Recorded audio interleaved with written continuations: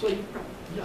I just have a quick question I had from before. Now the confining beds, is it always rock, or could it just be like a really like impermeable bed? Like, can it be? Like a sand or a gravel? Yeah, like yeah, a clay. it could be that too, unconsolidated. But you wouldn't get too deep before it would have become cemented and lithified into rock, right? Okay. That process going from unconsolidated sand and gravel to some type of a sandstone, that would happen in a fairly shallow depth. Okay. Yeah, but that's a good question. I mean, your swimming pool filter would be an aquifer, good aquifer. Okay. Yeah. You probably all heard the term artesian well, where the well is flowing all by itself, you don't have to pump it. That's the best kind of well to have, because you don't have to pay any electrical bill to run your pump. But they're not very common. So what makes a well flow on its own? Pressure and gravity, right? The two of them. Here's the way it works. I've got this mountain area, and I've got an aquifer that is a confined aquifer. It sits here between a couple of layers that are impermeable, so it's confined between these layers. But this end of the aquifer is open and can receive rainfall. So that's where it's going to recharge. That's where the water is going to infiltrate get into the aquifer. And being a good aquifer, it's got lots of porosity and permeability, so the water is just going to run along and fill up that aquifer. Now, if I drill a well into this aquifer, the water in my well is going to rise up the pipe and to a level that is essentially the same level as the water in the aquifer at the beginning. Water is going to find a level, right?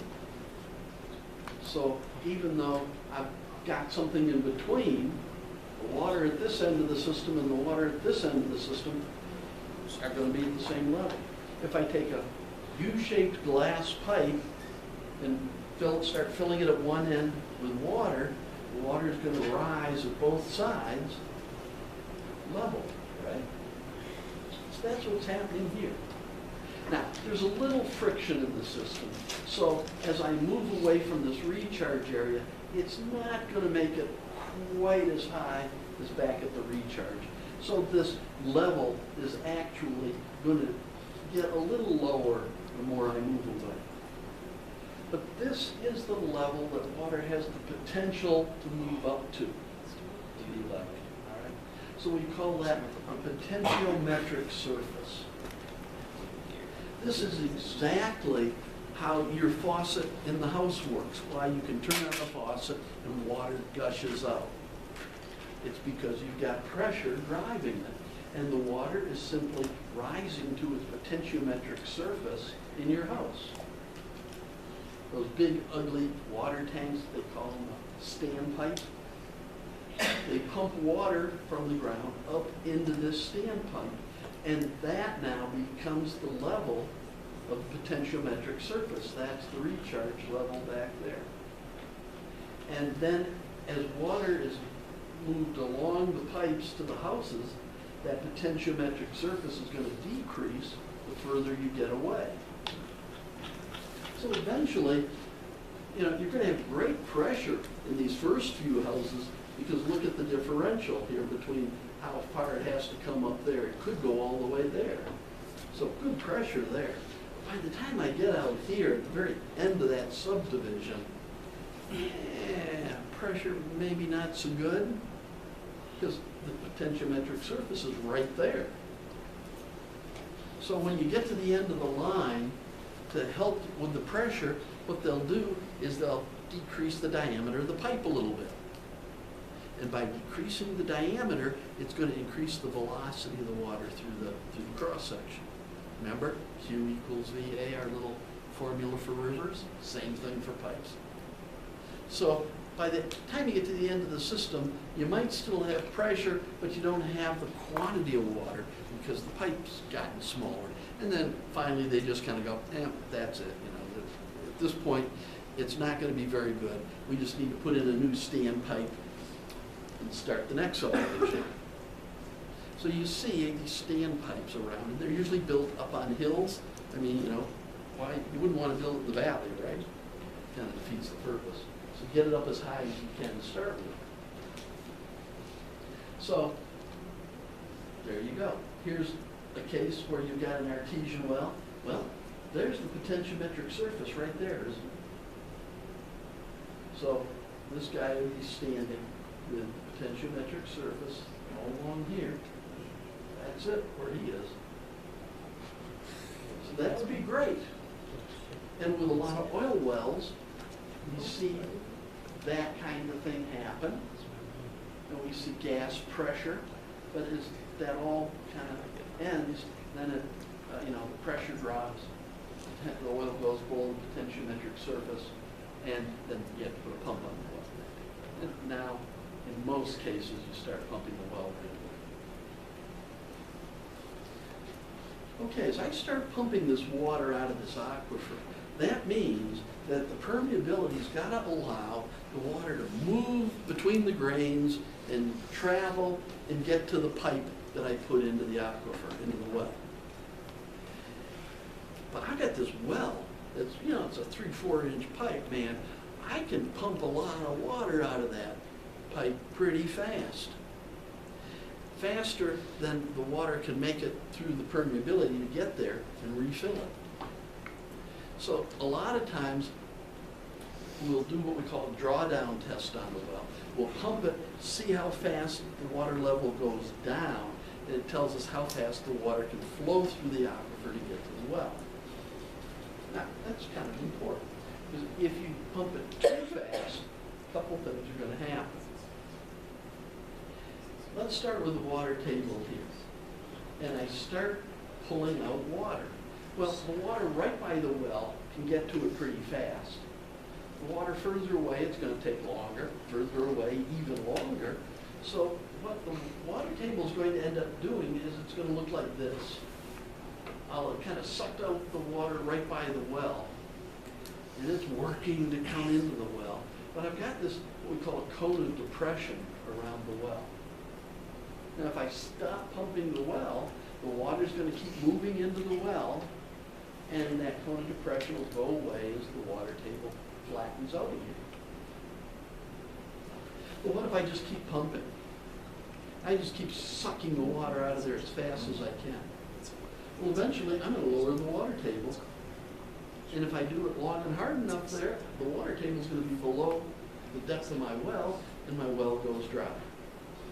I've just essentially extended the cone of depression so big that it's down flat now. So that's a problem. Here I've got these 3 wells. And this is my well. I was very happy. I had a good well that ran season round. And then this farmer came in next to me and started this big bean field. And he's got one of these big giant pumps, and it runs this big sprinkler thing that goes around his field, and he's just pumping that thing every day, most of the day. And holy cow, he's sucking water out of there like crazy. And he's created this giant cone of depression now around his well.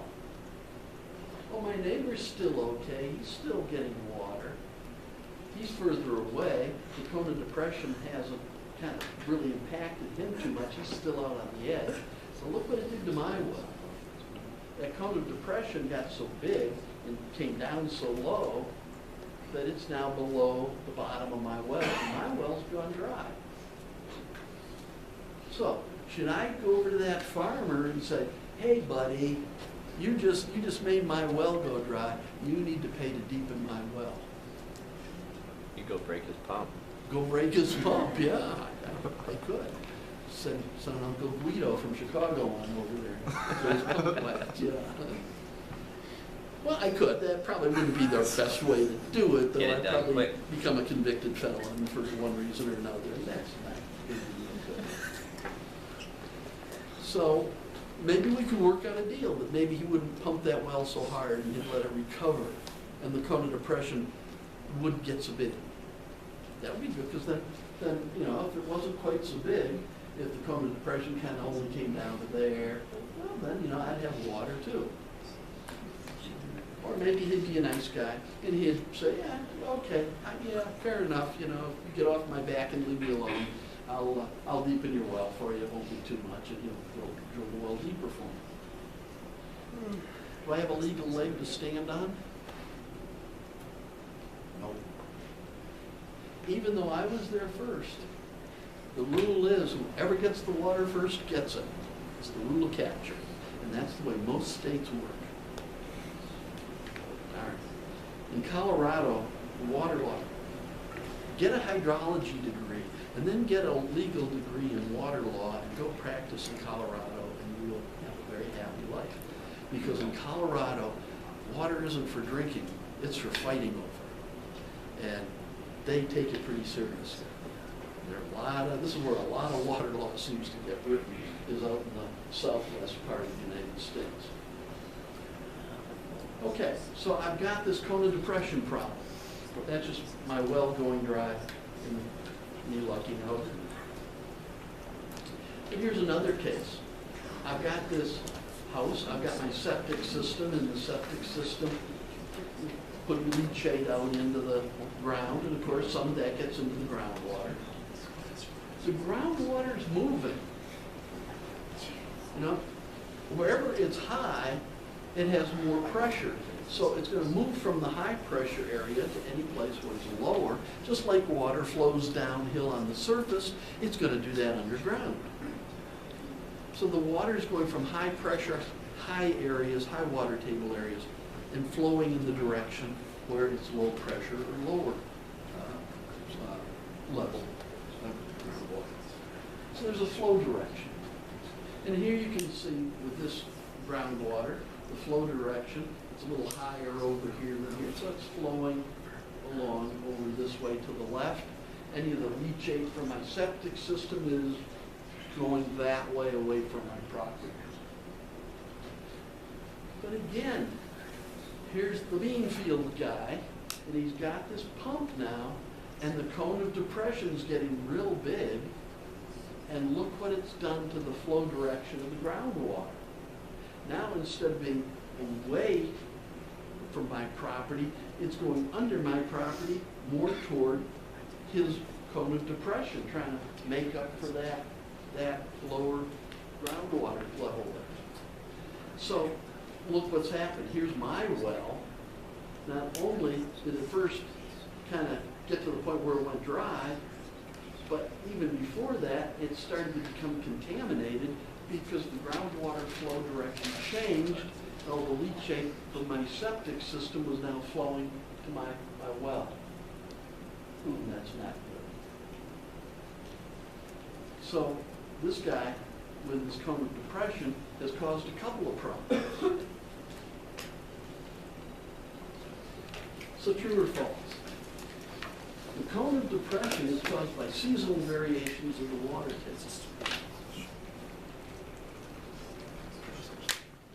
Young blood, it's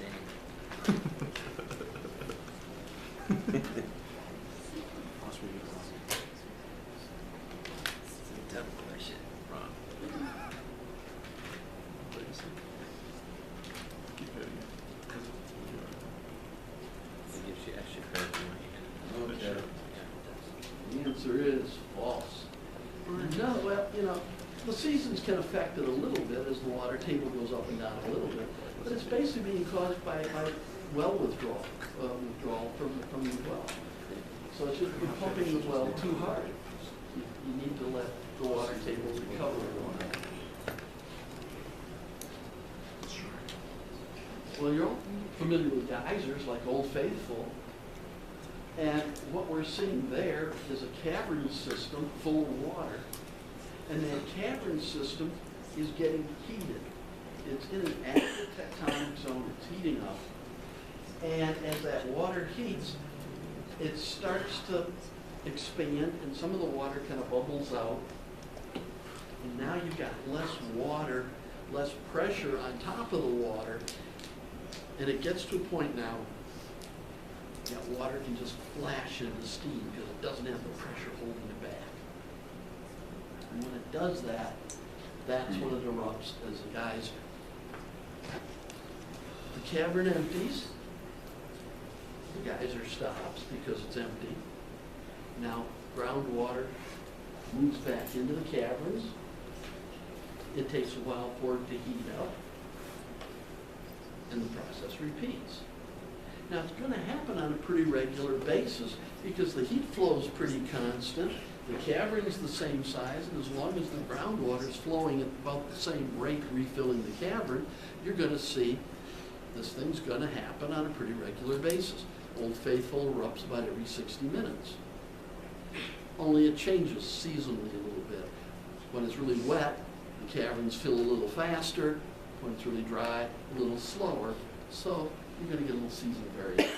But that's why Old Faithful is so regular in its eruption, is because it's going to take the same time to reheat the water at about the same amount of water each time. So as we develop our cities, we're putting a lot of pressure on our groundwater in a number of different ways. As we start to pump groundwater from certain areas, we're creating big cones of depression. This has a tendency to reverse the groundwater flow. So streams, in many cases that were once gaining streams, now become losing streams, as instead of being fed by groundwater, they're helping to recharge the groundwater, because that groundwater is headed off in other directions to these wells where we're pumping. We're also now producing contaminants, septic systems, runoff from parking lots and roads, cars, you name it. And all of a sudden now, we've got a lot of contaminants getting into the system just by infiltration. And what used to be an unconfined reservoir or aquifer may not be, from a health standpoint, viable anymore.